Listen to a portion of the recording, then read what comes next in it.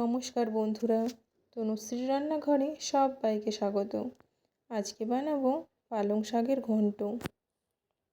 আর আমাদের মেদিনীপুর সাইডে কিন্তু পালং শাকের ঘন্ট মানেই তাতে কচু, মূলো আর বড়ি, এগুলো কিন্তু মাস্ট।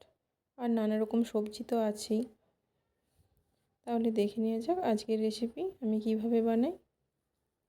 এখানে আমি পালং শাক নিয়েছি, সেটাকে কেটে ধুয়ে ভালো করে পরিষ্কার করে নিয়েছি। আর নিয়েছি নানা রকম সবজি, শিম, গাজর, ওলকপি, বেগুন, আলু, আর নিয়েছি মূলো। আর কচু নিয়েছি, একটা বড় সাইজের কচু আমি টুকরো করে কেটে নিয়েছি। আর নিয়েছি বিউলির ডালের বড়ি। ফার্স্টেই আমি বড়িটা ভেজে নেব। কড়াই বসিয়ে দিয়েছি, দিয়ে দিলাম বেশ খানিকটা সাদা তেল। বড়িগুলো দিয়ে দিলাম, এগুলো আমি ভালো করে ভেজে নেব।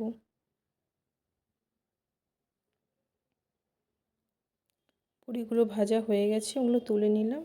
এবার ওই তেলের মধ্যেই আমি কচু দিয়ে দিলাম, কচুটা হালকা ফ্রাই করে নেব।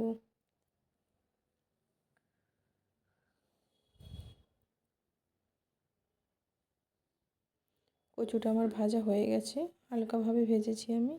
এবার সমস্ত সবজিটা আমি দিয়ে দিলাম।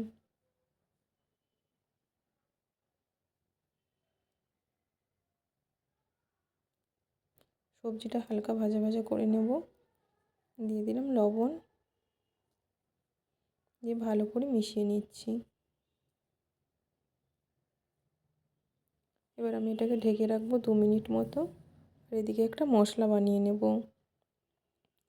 একটা বাটি নিয়েছি, তাতে দিয়ে দিলাম জিরে গুঁড়ো, ধনে গুঁড়ো, সামান্য হলুদ গুঁড়ো আর সামান্য আদা বাটা।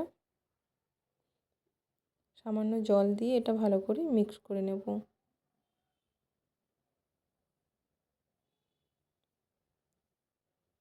মিশিয়ে নিয়ে এটা একটা সাইডে রেখে দেবো, পরে ইউজ করব। এবার সবজিটা দেখব কতটা হলো। সবজিটা অনেকটাই সেদ্ধ হয়ে গেছে, এবার ওটা নাড়িয়ে নিচ্ছি। এবার মূলো অ্যাড করব।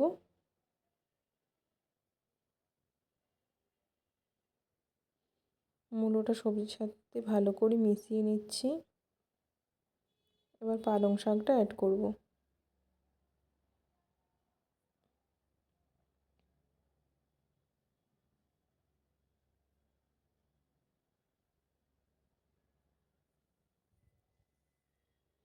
এখানে আমি 1 আঁটি পালং শাক নিয়েছি, তোমরা তোমাদের ইচ্ছে মতো নেবে।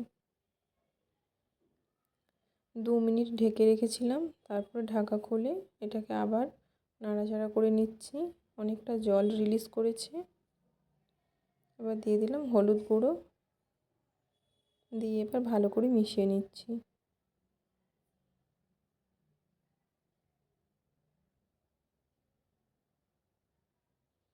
আবারও কিছুক্ষণ ঢেকে রেখেছিলাম।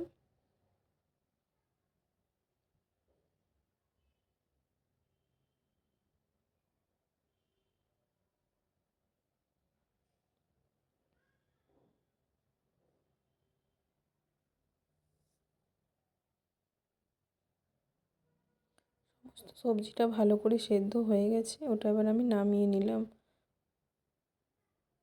কড়াটা ভালো করে ধুয়ে পরিষ্কার করে আবার বসিয়ে দিয়েছি। দিয়ে দিলাম সাদা তেল, আর ফোড়ন অ্যাড করলাম। একটা শুকনো লঙ্কা, তেজপাতা আর 5 ফোড়ন।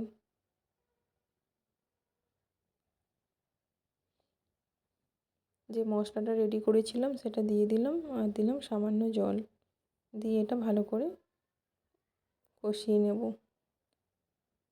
আদার কাঁচা গন্ধটা যতক্ষণে না যায় ততক্ষণ পর্যন্ত কষিয়ে নেব। দিয়ে দিলাম সামান্য লবণ,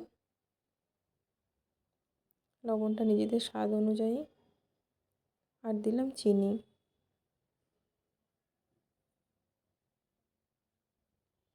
আর 2টো কাঁচা লঙ্কা দিলাম।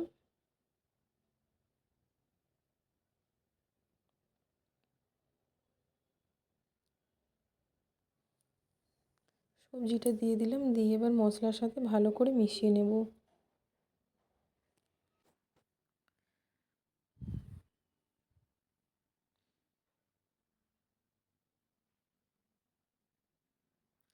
ভালো করে মিশিয়ে নেওয়ার পর ভেজে রাখা বড়িগুলো দিয়ে দিলাম, আর 3টে বড়ি আমি গুঁড়ো করে দিলাম।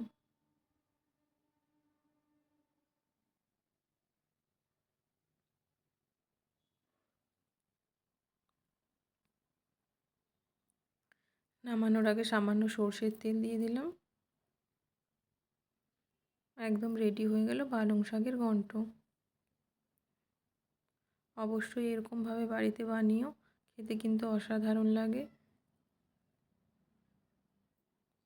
আর আমার এই রেসিপিটা যদি ভালো লাগে অবশ্যই লাইক করো। আজকের মতো এখানেই টাটা।